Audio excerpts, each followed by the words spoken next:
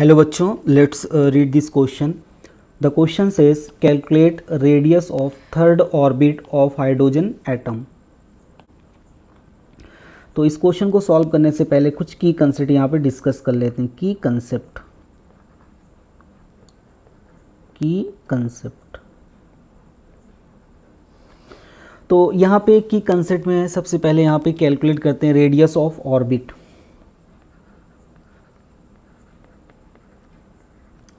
Radius of orbit.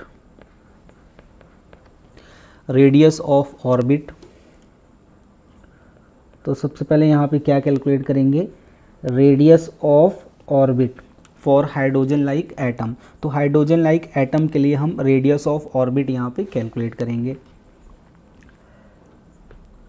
तो यहाँ पे हम कंसिडर ये करते हैं कि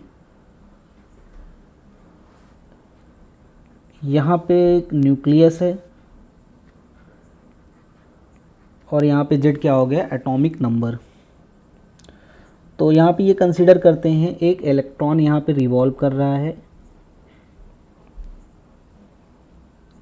तो इलेक्ट्रॉन कहाँ पे है, यहाँ पे ये nth ऑर्बिट में है और वो रिवॉल्व कर रहा है कितनी स्पीड से, ये vn स्पीड से रिवॉल्व कर रहा है. और इस इलेक्ट्रॉन की जो डिस्टेंस है न्यूक्लियस से वो कितनी है, rn. तो यहाँ पे rn क्या हो गया, रेडियस ऑफ ऑर्बिट.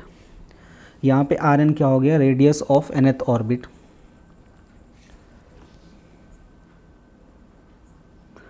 और यहाँ पे इलेक्ट्रॉन का मास यहाँ पे कितना कंसीडर कर लेते हैं, स्मॉल m.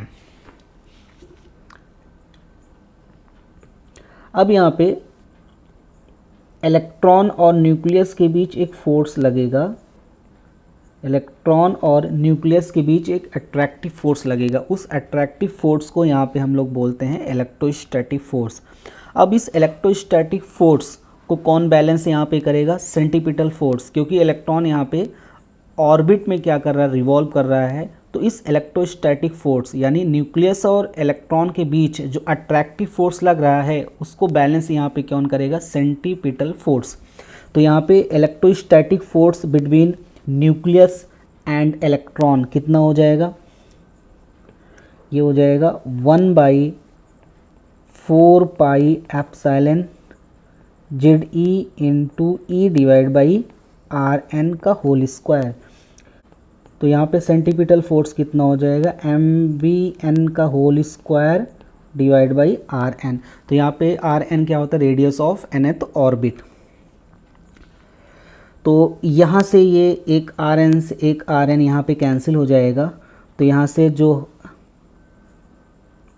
वी एन की जो वैल्यू आ जाएगी वो वी एन का होल स्क्वायर यहाँ पे कितना आ जाएगा, 1/4 पाई एप्सिलॉन नॉट जेड ई का whole square divide by R N into small M. ये किसकी वैल्यू यहाँ पे आ गई, वी एन का होल स्क्वायर. अब यहाँ पे बोर्ड्स सेकेंड पोस्टुलेट यहाँ पे यूज़ करेंगे. Using boards second postulate.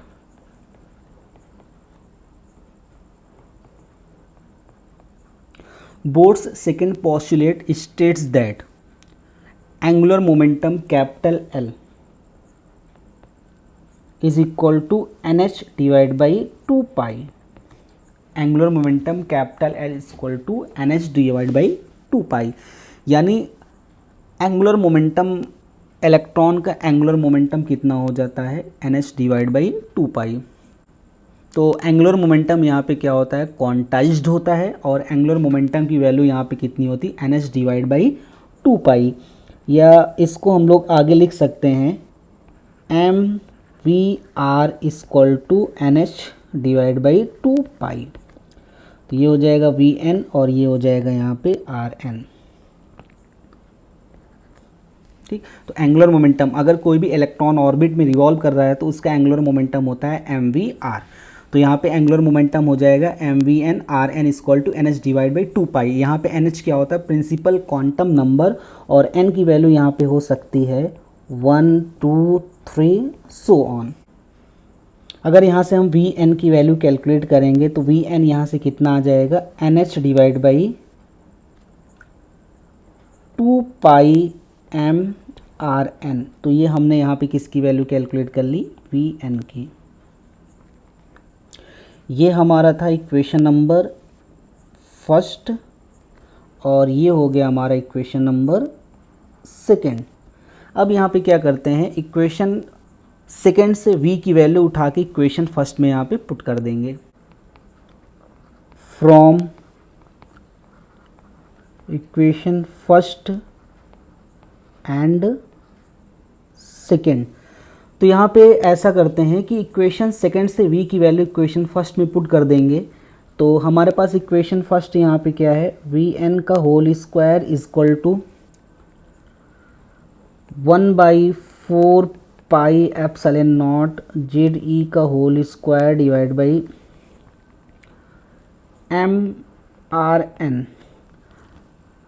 अब यहाँ पे हमारे पास v की वैल्यू यहाँ पे कितनी है, इक्वेशन सेकंड में v की वैल्यू कितनी है, N H divide by 2 pi M are N. तो ये v की वैल्यू अगर यहाँ से पुट कर देंगे तो ये हो जाएगा N H divide by 2 pi M are N.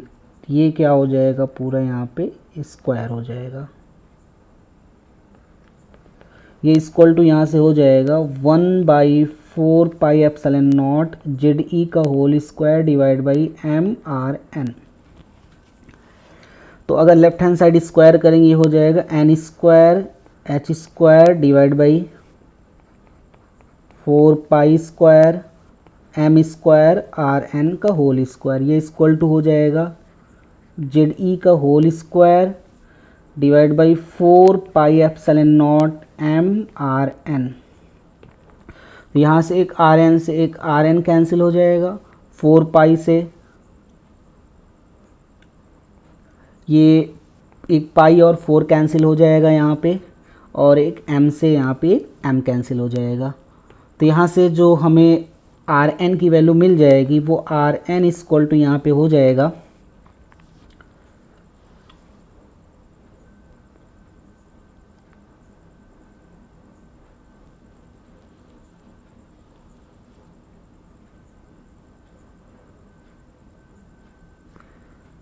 N square h square epsilon naught divide by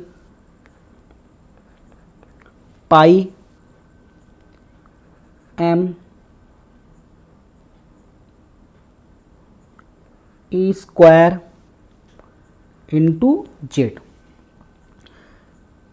तो यहाँ पे हमने हाइड्रोजन लाइक एटम के लिए रेडियस का फॉर्मूला कैलकुलेट कर लिया फॉर nth ऑर्बिट के लिए।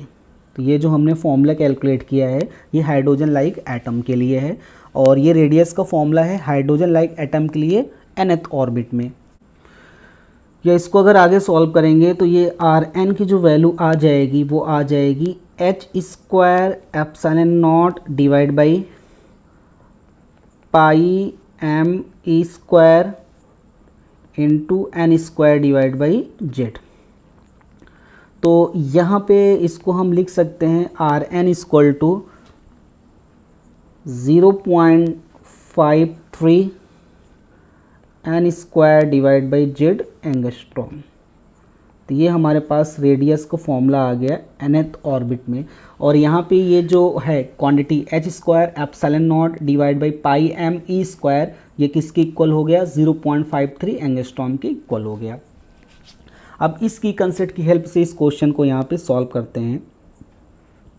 तो इस क्वेश्चन का जो सॉल्यूशन हो जाएगा,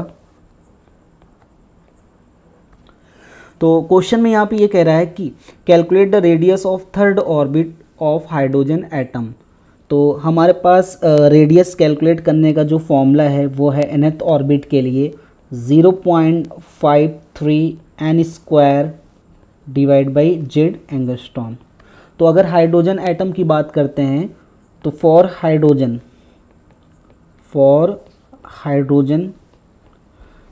के लिए जेड की वैल्यू यहाँ पे कितनी हो जाएगी 1। और कौन से ऑर्बिट में यहाँ पे कह रहा है कैलकुलेट करना है, यहाँ पे क्वेश्चन में कह रहा है थर्ड ऑर्बिट, कितने ऑर्बिट के लिए कैलकुलेट करना है, यहाँ पे हमें थर्ड ऑर्बिट के लिए कैलकुलेट करना है। तो यहाँ पे n की वैल्यू यहाँ पे कितनी हो जाएगी, तो यहाँ से n की वैल्यू यहाँ पे हो जाएगी 3।